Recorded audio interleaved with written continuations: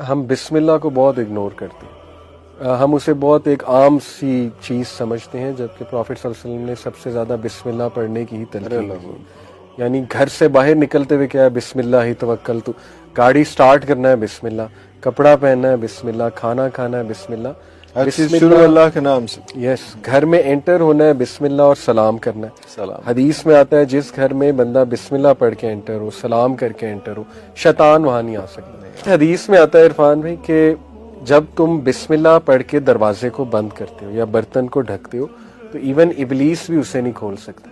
یعنی the most powerful demon وہ بھی ہاتھ نہیں لگا سکتا. تو آپ سوچیں کہ کتنی پاور ہے بسم اللہ میں. اتنی پاورفل شیلڈ ہے، اتنی پاورفل شیلڈ ہے اللہ کے نام سے. That's all it says. لیکن اتنی پاورفل ہے. تو بسم اللہ کو اگنور نہ کریں، بسم اللہ پڑھ کے ہر کام شروع کیا کریں.